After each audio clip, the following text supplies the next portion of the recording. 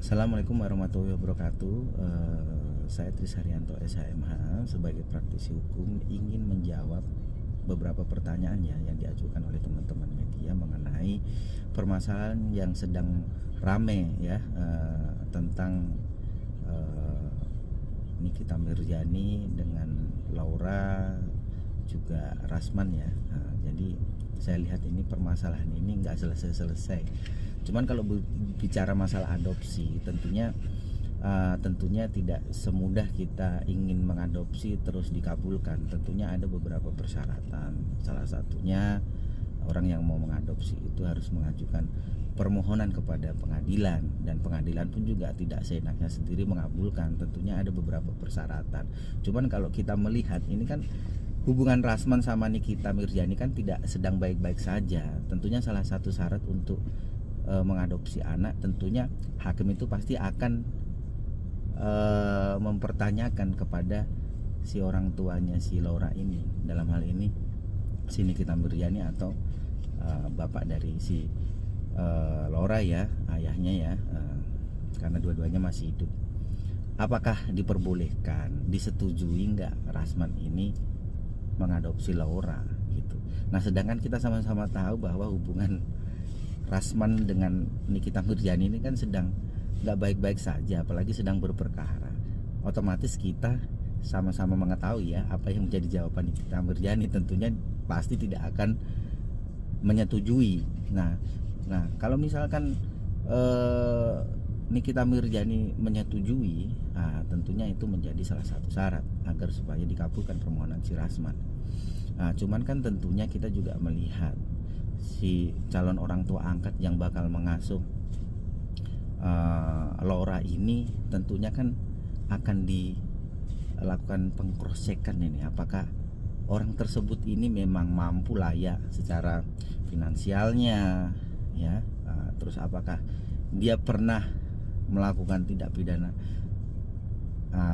atau enggaknya kan gitu. Tentunya kan track record itu kan pasti akan dilihatnya gitu, karena bagaimanapun juga hakim tidak mungkin tidak selektif dalam memutus suatu permohonan yang diajukan oleh seseorang di dalam pengadilan gitu, karena bagaimanapun juga kan hak anak itu ada gitu.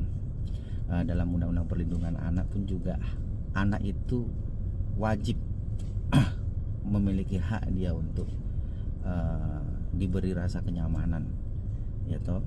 Jadi jangan sampai anak ini berada pada seseorang yang tidak tepat gitu. Nah, terkait masalah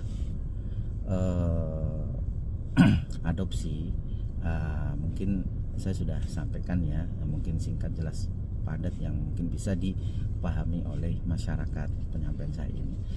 Jadi yang kedua terkait masalah hubungan antara Nikita Mirzani dengan Laura ini, tentunya kan kita perlu pendalaman dalam hal ini, tentunya dari bapak-bapak penyidik yang sekarang ini sedang menangani perkaranya Laura, Nikita Mirzani ataupun Fadel. Tentunya kan ada dilakukan proses penyelidikan terhadap tindak pidana yang dilaporkan gitu kan ya.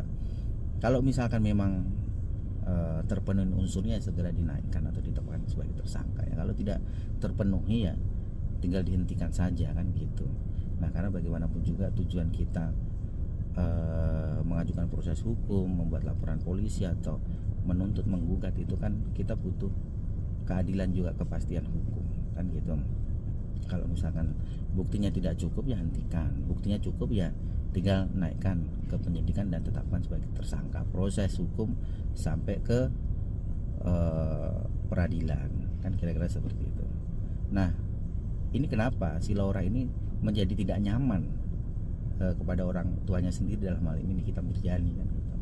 Nah, seharusnya mungkin karena ini sedang berproses hukum, mungkin bapak-bapak kepolisian yang ada di kepolisian ini bisa memfasilitasi ya, setidaknya bisa mempertemukan mungkin dinas-dinas terkait, bisa membantu untuk mempertemukan untuk bicara dari hati ke hati, karena bagaimanapun juga hubungan orang tua sama anak itu kan tidak bakal bisa dipisahkan gitu, karena sebenarnya anak pun juga tidak mau dilahirkan gitu. Cuman siapa yang butuh anak? Tentunya kan orang tuanya. Dengan adanya perikatan perkawinan yang sah gitu antara pasangan suami dan istri, kemudian melakukan hubungan suami istri sehingga muncullah anak. Makanya Tuhan ngasih ruh manusia itu agar supaya roh itu menjadi anak gitu. Makanya kita sebagai orang tua kalau sudah melihat adanya anak, tentunya kita tidak bisa menelantarkan anak tersebut. Tentunya kita memiliki kewajiban untuk memberikan kenyamanan, memberikan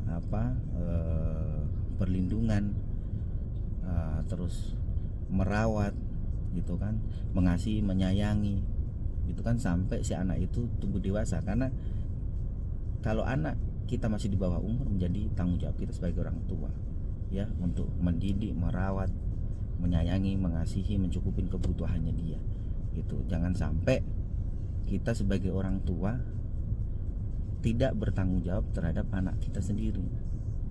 Mau seburuk apapun itu anak, tetap itu menjadi anak kita gitu. Tidak bisa kita menghilangkan seorang anak gitu.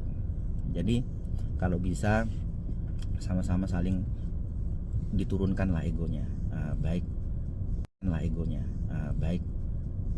si orang tuanya atau si anaknya.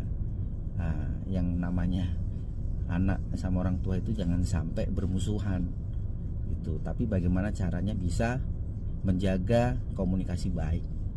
Jadi kita mengerti sebagai orang tua apa yang dibutuhkan anak. Begitu juga anak harus menghargai orang tuanya gitu. Jadi tidak boleh kita ribut-ribut berkepanjangan dengan orang tua. Begitu juga orang tua kepada anak, karena itu nggak baik gitu. Kalau bisa sama-sama saling menyadari, katakanlah misalkan ada kesalahan yang dibuat baik si orang tua ataupun si anak, jadi sama-sama saling memaafkan. Jadi tinggal tutup bukulah yang kemarin. Nah, tinggal kita bagaimana membangun hubungan baik ke depannya antara anak dengan orang tua. Begitu juga sebaliknya orang tua kepada si anak gitu. Ya kalau misalkan orang tua masih hidup, kenapa harus diadopsi sama orang lain gitu kan? Kalau menurut pemahaman saya sendiri tidak setuju, terkecuali kalau orang tuanya sudah nggak ada, udah meninggal lah gitu kan, atau orang tuanya memang nggak mampu sehingga tidak bisa mencukupi kebutuhan anaknya. Boleh saja gitu kan, selama ada orang yang mau bertanggung jawab untuk membantu mencukupi kebutuhan anak itu sampai tumbuh dewasa, dan orang yang amanah gitu. Nah mungkin terkait masalah adopsi mungkin saya sudah sampaikan. Nah kalau saya sendiri harusnya Laura kembali lagi ke Nikita Miryani sebagai ibunya, sebagai orang tuanya gitu. Jadi saya tidak setuju orang tuanya masih hidup, masih mampu, dan tidak tergolong orang yang tidak mampu. Jadi menurut saya Laura harus kembali ke orang tuanya gitu. Oke, mungkin dari saya itu aja. Terima kasih. Wassalamualaikum warahmatullahi wabarakatuh.